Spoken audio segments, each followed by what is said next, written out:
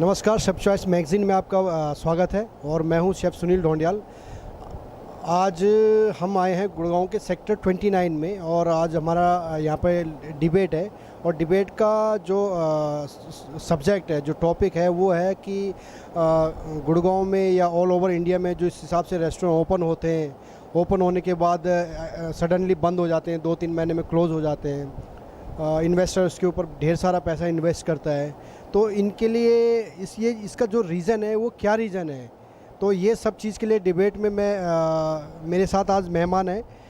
मेरे साथ है श्रीमती सोनिया जी जो कि गुड़गांव में फूडीज़ हैं, और मेरे साथ है शेफ़ रामजे जो कि गुड़गांव में एग्जीक्यूटिव शेफ़ हैं।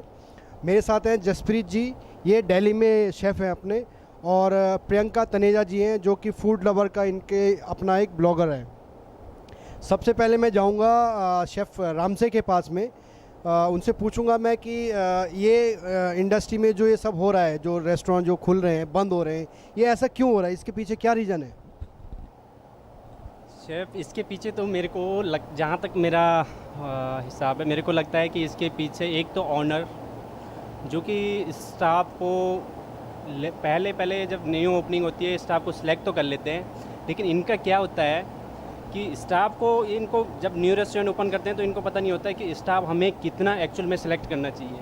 पहले क्या होता है, अब हमने एक एग्जीक्यूटिव शेफ़ सेलेक्ट कर दिया, उसके बाद वो नीचे उसके नीचे जो स्टाफ होता है, इनको ये पता नहीं होता कि हमारे पास सीडीपी एक्चुअल में कितने होनी चाहिए, शू शेफ़ कितने होने चाहिए, फिर उसके नीचे हमारे पास जो कॉमी लेवल का स्टाफ है वो कितना होना चाहिए। हम सारा स्टाफ एकदम से लोडिंग में ओवरलोड हो जाता है, और फिर 2-3 महीने चलने के बाद फिर हमारा जब बैलेंस बिगड़ने लगता है तो उस हिसाब से फिर लगता है कि ये स्टाफ की वजह से हो रहा है, लेकिन इस पे ऑनर का भी बहुत बड़ा हाथ होता है मेरे हिसाब से। तो आपका जो मानना है ये है कि स्टाफिंग का जो इशू है, स्टाफिंग के इशू की वजह से रेस्टोरेंट भारी भरकम इन्वेस्ट करके शट डाउन हो रहे हैं, ये आपका बोलने का मतलब है? Yes sir. अब मैं जाऊंगा मैडम प्रियंका के पास जो कि गुड़गांव के फूड ब्लॉगर है, और इनका एक अच्छा एक्सपीरियंस रहा है। इनका एक सोशल मीडिया पे एक इनका अपना चैनल भी है, और वो उसमें काफ़ी लोग उनके साथ जुड़े हुए हैं। तो मैं उनके पास जाऊंगा कि इसके पीछे क्या रीज़न है कि लोग 2 महीने 3 महीने चलाते हैं और फिर उसके बाद सडनली शट डाउन कर देते हैं।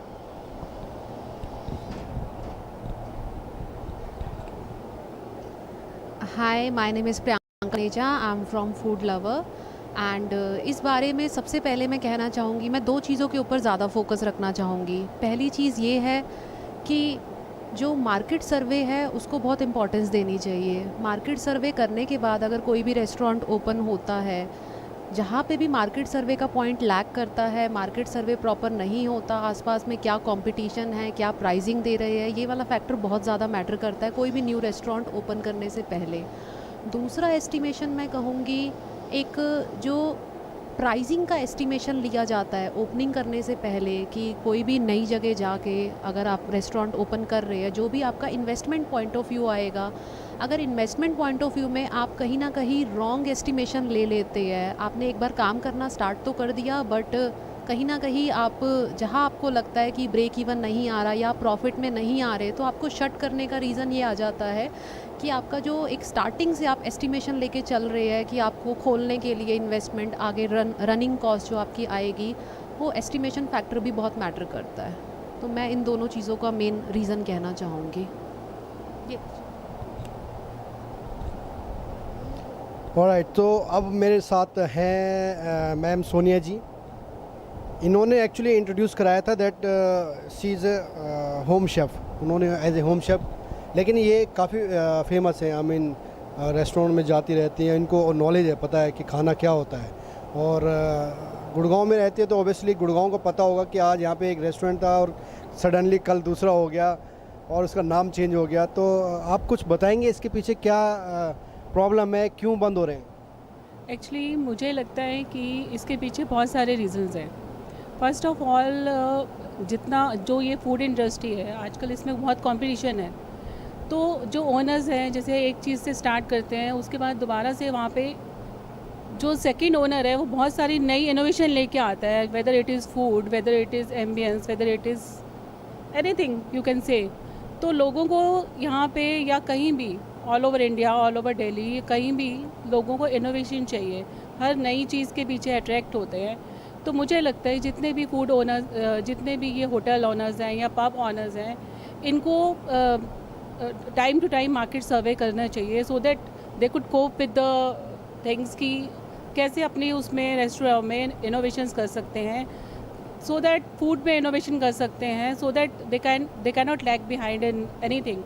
तो मुझे लगता है बेसिकली एक ये भी रीज़न है, क्योंकि आजकल जितना भी यंग जनरेशन है या लोग हैं, सब पार्टीज़ करना बहुत पसंद है, बट द थिंग इज़ कि वो हर जगह नई चीज़, नयापन तलाश करते हैं, and that new thing is very important in this food industry. That's the. तो सोनिया जी बोल रही है कि मार्केटिंग सर्वे के ऊपर अगर लोग फोकस रखेंगे तो शायद बंद ना हो। जसप्रीत जी, क्या आप इस बात से एग्री करते हैं कि मार्केटिंग सर्वे ही के कारण ही आप प्लेटफॉर्म पे और कंटिन्यूसली रेस्टोरेंट कंटिन्यूसली चला सकते हो? इस बात से एग्री करते हो आप, या कुछ और इसके पीछे भी रीज़न है? Sir, we can say that market survey बहुत इंपॉर्टेंट रोल प्ले करता है, बट अगर हम मतलब एक्यूमुलेटिव देखें तो मैं एक्चुअली एक कंसल्टेंट के साथ काम कर चुका हूँ, और मैं अपने सारे क्लाइंट्स को ये बोलता था कि अगर आपके पास अपना पैसा है तो इन्वेस्ट कीजिए, क्योंकि if you are picking that investment on interest, अगर आप सपोजिंगली देख लीजिए, अगर आप कोई ब्यूरी खोल रहे हो, फ्रेश बियर सर्व कर रहे हो, तो आपको ब्यूरी खोलने के लिए 1 करोड़ की इन्वेस्टमेंट चाहिए मिनिमम। और अगर आप वो 1 करोड़ में से अगर आप 20 लाख भी अगर आप इंटरेस्ट पे उठा रहे हो, तो आपको 20 लाख का अगर आप प्राइवेट इन्वेस्टर से उठा रहे हो तो पर मंथ का आपका 40,000 रुपीज़ का इंटरेस्ट आएगा, और आपकी जो रेंट है कम से कम 5-6 लाख रुपए है। अगर आपके पास लैंड अपना है, इन्वेस्टमेंट अपनी है, तब आप ज्वाइन करें ये इंडस्ट्री, वरना आप you may and up a failure, because जो आपका रनिंग कॉस्ट आ जाती है वो फिक्स्ड कॉस्ट एक्यूमुलेट करते करते जोड़ते आपकी फिक्स्ड कॉस्ट बहुत हाई हो जाती है। अगर आपकी जो फिक्स्ड कॉस्ट है वो ही आपकी 10 लाख जा रही है पर मंथ की, तो आपको कम से कम 20 लाख का बिजनेस करना पड़ेगा नो प्रॉफिट नो लॉस में जाने के लिए। और अगर आप no profit no loss gain करते हो तभी आप रन कर सकते हो। अगर आप नो प्रॉफिट नो लॉस पे 6 महीने या 7 महीने चलाओगे तब आप छोड़ दोगे, क्योंकि आपको इन्वेस्टमेंट भी तो वापस लानी है, रिटर्न ऑन इन्वेस्टमेंट भी तो चाहिए आपको अपने घर भी चलाना है, सिर्फ रेस्टोरेंट नहीं चलाना। और यही एक बहुत इंपॉर्टेंट चीज़ है। सर्वे नो डाउट इम्पॉर्टेंट है, स्टाफ नो डाउट इम्पॉर्टेंट है, सबके पॉइंट्स वैलिड है, बट बेसिक जो चीज़ जिससे शुरू होना है, क्योंकि पैसा ही पैसे को खींचता है। अगर आपके पास पैसा अपना नहीं है तो आप पैसा बना नहीं सकते।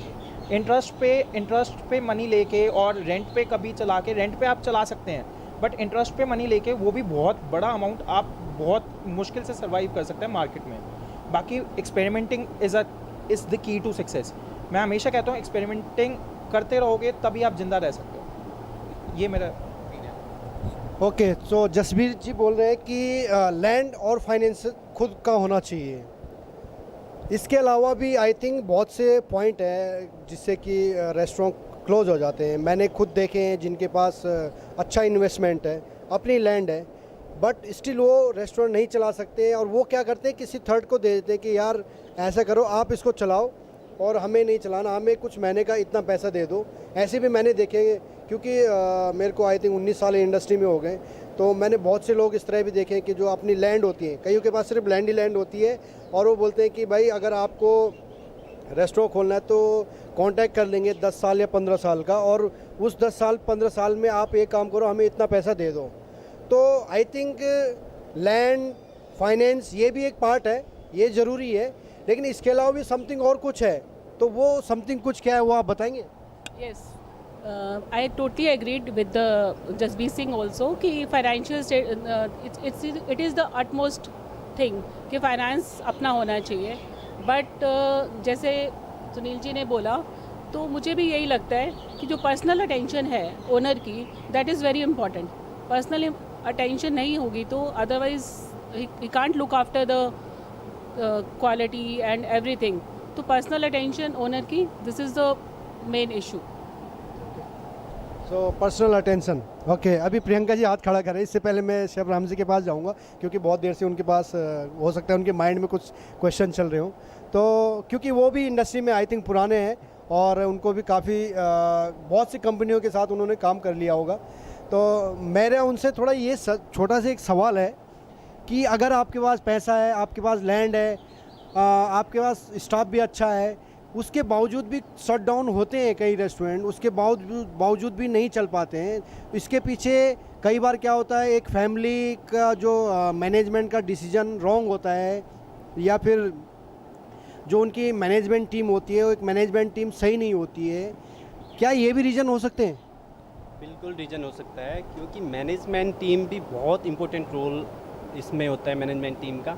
और इसमें क्या होता है कि जब भी हम स्टाफ हायर करते हैं तो हम जो मैनेजमेंट लेवल का जो स्टाफ होता है उस पर तो हमें बिल्कुल ध्यान देना चाहिए कि हमें कैसा जो हमारे पूरे रेस्टोरेंट को चलाएगा। एक आदमी के, एक हमारे स्टाफ के कारण से हमारा रेस्टोरेंट बंद हो सकता है या पब बंद हो सकता है। तो हमें जब मैनेजमेंट सेलेक्ट करना है तो उस हिसाब से करना है कि जो हमारे रेस्टोरेंट को चला सकता है। हमें उससे सिर्फ 1-2 क्वेश्चंस या 7-8 क्वेश्चन पे उसको सीमित नहीं रखना चाहिए। उस पर हमें ये फोकस रखना चाहिए कि हाँ, इसमें वो एबिलिटी है कि हमारे रेस्टोरेंट को रन अप करे। क्योंकि अगर हम स्टाफ रेस्टोरेंट के हिसाब से अगर स्टाफ देखा जाए तो अगर हम ऊपर का जो जीएम लेवल का जो स्टाफ होता है उसको अगर हम बहुत हाई भी अगर हायर करते हैं तो वो भी सही नहीं है। हमें रेस्टोरेंट की पहले अपनी देखनी पड़ेगी, वैल्यू देखनी पड़ेगी कि हम यहाँ पे किस तरह का स्टाफ चला सकते हैं। बहुत सारा स्टाफ होता है, बहुत अच्छा स्टाफ होता है। एक रेस्टोरेंट में सारे नीचे जो काम करने वाले वर्कर होते हैं, मैंने ऐसे भी देखा है कि सब अच्छा काम कर रहे हैं, लेकिन जो एक ऊपर जो बंदा डिसीजन लेने वाला जो बंदा होता है, ऊपर जो डिसीजन लेने वाला जो मैनेजमेंट का जो आदमी होता है वो उसको रॉन्ग कर देता है। एक तो इसमें बहुत सारे लोग अपनापन दिखाते हैं, बहुत सारे लोग एक किसी को जेलिसी भी हो जाती है, और बहुत सारे लोग इसमें क्या करते हैं कि भाई अगर मैं जीएम हूँ तो मैं ही सही हो सकता हूँ, जो नीचे वाला स्टाफ है वो बिल्कुल सही नहीं हो सकता है। इसमें सबसे मेन पॉइंट ये होता है कि नीचे वाला स्टाफ, हमें एक कॉमी लेवल का भी जो स्टाफ होता है उससे भी कई बार बहुत कुछ सीखने के लिए मिलता है। तो बहुत सारी बार ये होता है कि हाँ, जो मैनेजमेंट लेवल का जो स्टाफ होता है उनके कारण से भी ये सब चीज़, ये प्रॉब्लम आती है। ओके, सो अब मैं जाऊंगा प्रियंका जी के पास। प्रियंका जी से पूछूंगा कि आप एज ए फूडी गुड़गांव में बहुत टाइम से आई थिंक रह रहे हो, आपने बचपन से यहाँ पे ये आई थिंक ये एरिया डेवलप होते हुआ देखा होगा आपने। यहाँ पे कितने हाई एंड के रेस्टोरेंट आपके सामने खुले और क्लोज हो गए? आई थिंक लोगों ने मेरे सामने भी, मैं आई थिंक 1.5-2 साल मैंने सेक्टर 29 में काम किया है, तो लोगों ने करोड़ों इन्वेस्ट किए हैं। और इसी एरिया में, मैं नाम नहीं लूँगा क्योंकि अच्छा नहीं होएगा, 2-2, 3-3 करोड़ रुपए लगा के लोगों ने, और ओपन तक भी नहीं कर पाए। तो एज ए फूडी आप हर जगह जाते हो, तो फूड भी आई थिंक एक रीज़न है कि ये शट डाउन हो जाता है। कभी आप किसी को रिकमेंड करते हो कि यार आपका फूड लैक ऑफ जा रहा है, या आपका टेस्ट में वेरिएशन हो रहा है, या आपको ये चीज़ करनी चाहिए, हो सकता है इन फ्यूचर में आप हो सकता है आपका क्लोज़ करना पड़े, या रेस्टोरेंट की को फाइनेंशियली क्रैश हो, इसके ऊपर में कभी आप उनसे ऑनर से या मैनेजमेंट से बात करते हैं?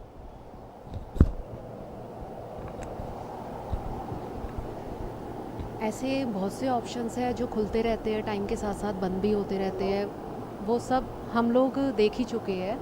रीज़न पहले जैसे मैंने बताया, एक कहीं ना कहीं मार्केट सर्वे की इम्पोर्टेंस है। एक रीज़न मैं और कहना चाहूँगी, एक्सपीरियंस का, एक्सपर्टीज़ का। किसी भी काम को करने के लिए इंसान के अंदर उस चीज़ की एक्सपर्टीज़ होना भी बहुत ज़रूरी फैक्टर है। अगर आपको उसका पहले का कोई एक्सपीरियंस नहीं है, वही काम कोई 30 की एज में ओपन करता है, 40 की एज में ओपन करता है और 50 में, एक एज फैक्टर बहुत मैटर करता है। जो 30 और 40 में डिफरेंस आता है, जो 10 साल का एक्सपीरियंस आता है, वही 40 वाला उसको एक ज़्यादा अच्छे से रन कर पाएगा, क्योंकि उसको उस इंडस्ट्री का ऑलरेडी एक एक्सपीरियंस हो चुका है।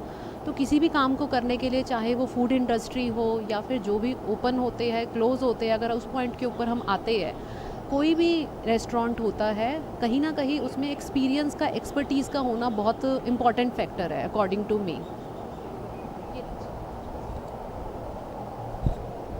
ऑलराइट, तो अब मेरा सवाल है जसप्रीत जी के लिए।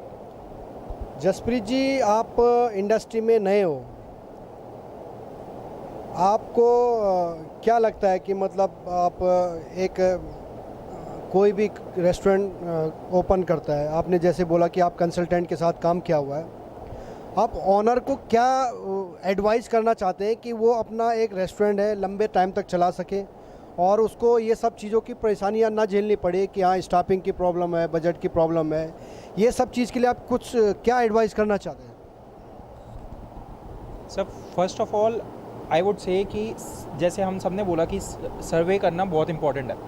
तो जैसे मेरे पास कोई भी क्लाइंट आता था, तो मैं वैसे फ्रीलांसिंग में काम करता था, बट फिर भी मेरे पास कोई भी क्लाइंट आता था, to make his business profitable I use to go with him on surveys. मैं जैसे कोई भी, जैसे अब 29 सेक्टर है, अगर 29 सेक्टर में मैंने कोई कैफ़े या रेस्टोरेंट खुलवाना है, मैं अपने क्लाइंट के साथ आता था, यहाँ पे जो फुटफॉल आ रही है, जो क्राउड आ रहा है, उनसे पूछता था। जैसे यहाँ पे लाउंजेस बहुत चलते हैं, यहाँ पे मॉडर्न इंडियन फ्यूजन कुजीन बहुत चलती है, तो I won't suggest that person, I won't suggest my client कि आप ऑथेंटिक इंडियन खोलो, क्योंकि ऑथेंटिक इंडियन का फ़ायदा ही नहीं है। आजकल जो क्राउड जा रहा है that is towards modern Indian fusion. और ऑथेंटिक क्या होता है? ऑथेंटिक तो वो हो गया ना जो सबसे पहले बना है। उसके बाद तो इंडिया में वैसे भी जो कुजीन रिकॉर्ड करने का, रेसिपीज़ रिकॉर्ड करने का ट्रेंड बहुत बाद में आया है। ऑथेंटिक इंडियन तो तब निकल गया जो सबसे पहले बना था, उसके बाद ऑथेंटिक बना ही नहीं।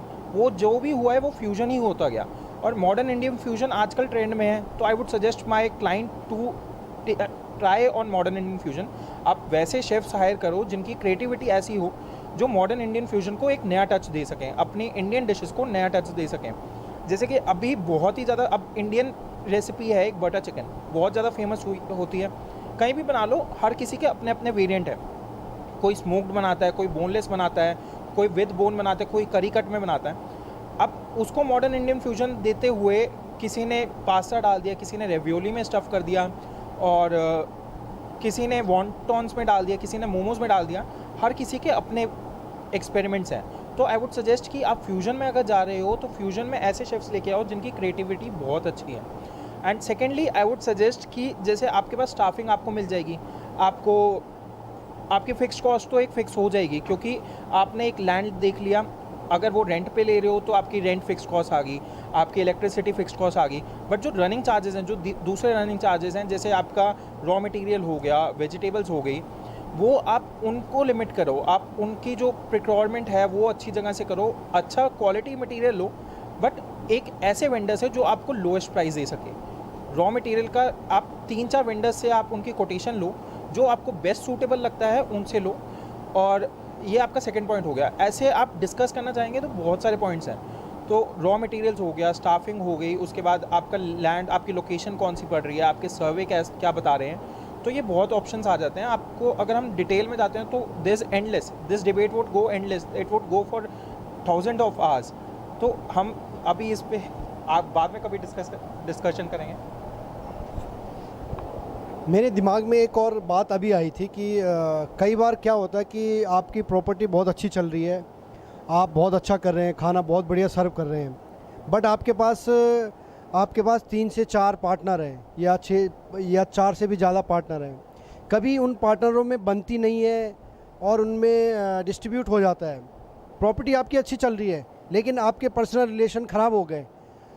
ये कारण भी कई बार क्या होता है कि उसमें से 2 पार्टनर आपके क्विट कर गए, छोड़ गए आउटलेट को, और वो पूरा वजन आ गया 2 जो ऑलरेडी जो चल रहे हैं उस आउटलेट को जो चला रहे हैं उसके ऊपर। तो आपको लगता है कि ये इस कारण भी ये रेस्टोरेंट क्लोज होते हैं शेफ राम से? बिल्कुल होता है ऐसे भी। और जब पार्टनरशिप में जब कोई रेस्टोरेंट या होटल चल रहा होता है तो उसमें क्या होता है कि ये चीज़ मोस्टली होती है कि लास्ट में वो सारा जो पार्टनर होते हैं वो एक के ऊपर ही आता है या 2 बंदे साइड हो जाते हैं, ऐसा कुछ होता है। तो ऐसा भी वो टोटल मिला के अगर ऐसा भी हो रहा है तो स्टाफ पे बात आ रही है। वहाँ पे क्या हो रहा है कि तुम तो पार्टनर हो, तुमने तो इसको आपस में पहले क्या किया, लेकिन उसके बाद जब एक के ऊपर लोड पड़ रहा है तो वो बंदा लोड नहीं उठा पा रहा है, और उसके लोड नहीं उठा पाने के बाद जो आपने स्टाफिंग जो हायर की है उस स्टाफ पे असर पड़ रहा है। जबकि स्टाफ आपका अच्छा, आपका रेस्टोरेंट चल रहा है, आपको प्रॉफिट दे रहा है, वो सारी बात आपके स्टाफ पे आ जा रही है, क्योंकि वो ऑनर की प्रॉब्लम है। आपने ऑनरशिप अच्छी तरह से नहीं निभाई है उसमें, और आप इतने जो आपके वर्कर हैं उनको आप सही से हैंडल नहीं कर पा रहे, जबकि वो वर्कर बिल्कुल नंबर 1 पे हैं। आपको बहुत अच्छा प्रॉफिट दे रहे हैं, बहुत अच्छी आपकी कॉस्टिंग, जैसे जसप्रीत जी ने बोला कि कॉस्टिंग सबसे मेन पॉइंट होता है। अगर हमारा रेस्टोरेंट अच्छे से चल रहा है, पार्टनरशिप की बात मैं अलग रख के कॉस्टिंग पे आऊँ तो कॉस्टिंग एक ऐसी चीज़ है कि हमारे किचन से मेन कॉस्टिंग का मुद्दा बहुत बड़ा है। और जैसे कि इन्होंने कहा कि सब सप्लायर वेंडर जो होते हैं हमारे, तो हमें बिल्कुल हमें ऐसे वेंडर चुनने चाहिए कि जो हमें लो प्राइस पे बेस्ट चीज़ दे। हमारा एक अहम मोटिव यही होना चाहिए कि लो कॉस्ट और हाई क्वालिटी। तो इसी वजह से इस लो कॉस्ट हाई क्वालिटी अगर हमारे माइंड पे अगर ये सेट रहेगा कि लो कॉस्ट हाई क्वालिटी देना है, तो फिर उस हिसाब से हम काम कर सकते हैं। और उस हिसाब से हमें अपनी अगर मेरे सोचने से नहीं होगा, जो मेरी पूरी टीम है उसके अगर मैं उसके दिमाग में ये सब चीज़ डाल सकूं, तो फिर हम ये सब चीज़ कर सकते हैं। 2 मिनट, सोनिया जी के पास जाऊंगा मैं। इनको पूछूंगा कि गुड़गांव में रहते हुए बहुत टाइम हो गया, कभी आपको ये लगा कि एक रेस्टोरेंट में आप गए और आज उसका खाना बहुत बढ़िया लगा आपको, लेकिन आप फिर 2 या 3 महीने बाद गए, कोई काम की वजह से आप नहीं जा पाए रेगुलरली, और 2-3 महीने बाद गए और सडनली आपको ऐसा लगा कि यार ये तो सबसे बेकार खाना है, और उसके बाद वो क्लोज़ हो गया? कभी ऐसा हुआ है? बहुत बार हुआ है ऐसा। एक्चुअली बीइंग पार्टी लवर, तो I use to go to so many places, और ऐसा बहुत होता है कि एक बार आप जहाँ का खाना अप्रिशिएट करते हो and the very next day you recommend our friends उनके उस रेस्टोरेंट के लिए, और आप साथ में भी जाते हो और आप देखते हो कि वो अपनी क्वालिटी मेंटेन नहीं करते। ऐसा एक बार नहीं, बहुत बार होता है। तो आई थिंक उनको अपनी क्वालिटी मेंटेन करने पे ध्यान रखना चाहिए। Food quality should be maintained, because one hand dishes हमें बहुत अच्छी लगती है और हम उसको रिकमेंड करते हैं। Other time you go and they change the may be उनका कुक चेंज हो जाता है या जो भी है, तो उनको इस चीज़ पे रेस्टोरेंट्स वालों को ध्यान रखना चाहिए। Yes, this is a valid reason. Priyanka ji के पास जाऊंगा मैं। मैम, आपको जैसे आप फूडी जो आप बहुत से जगह में जाते हो, नए नए तरह का खाना टेस्ट करते हो।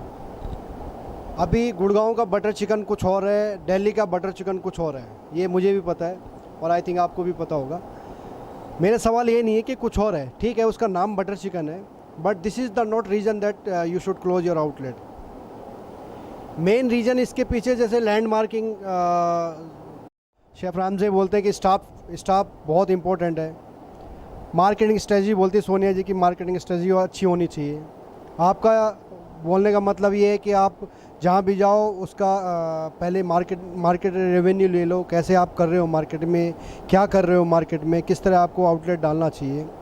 कभी ऐसा हुआ है कि आपको जैसे किसी ने पूछा हो कि मैम मुझे कुछ आउटलेट अगर ओपन करवाना है और मुझे क्या क्या अपना मेरा क्लोज ना हो या मैं इन्वेस्ट करूं और मेरा बंद ना हो, इसके ऊपर मुझे क्या क्या पॉइंट्स के ऊपर ध्यान रखना पड़ेगा? कुछ कभी ऐसा कोई आपको क्लाइंट मिला आपको?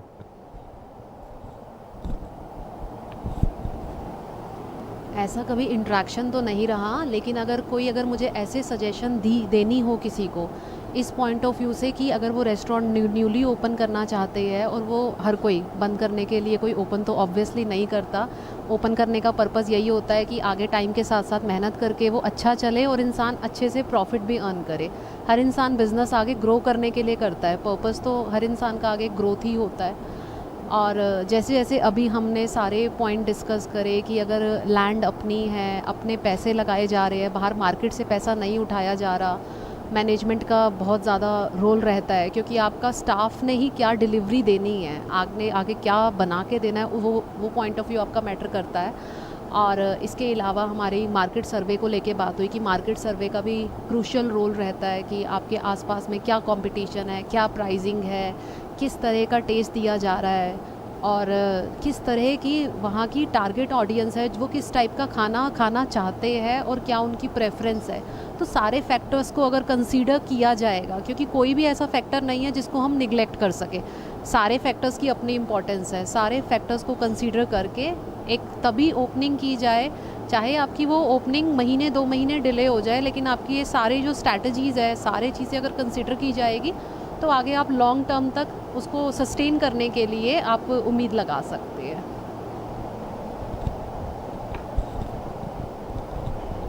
बहुत बहुत धन्यवाद आप सब मेहमानों का मेरे साथ जुड़ने के लिए। शेफ चॉइस मैगज़ीन की तरफ से आपका बहुत बहुत धन्यवाद है कि आपने अपना कीमती समय निकाला, डिबेट का पार्ट बनी। और आशा करता हूँ इस तरह के हम और भी डिबेट करते रहेंगे, नई नई टॉपिक के ऊपर बात करते रहेंगे कि ये इंडस्ट्री में क्या चल रहा है, हमें क्या करना चाहिए, हमारे जो आउटलेट्स हैं उनको हम अच्छी इंक्रीज़ के लिए क्या करना चाहिए, गेस्ट को कैसे हम हैप्पी रखे हुए, इन सब चीज़ों के ऊपर हम आगे भी बात करते रहेंगे। आज की डिबेट यहीं पे समाप्त होती है। बहुत बहुत धन्यवाद।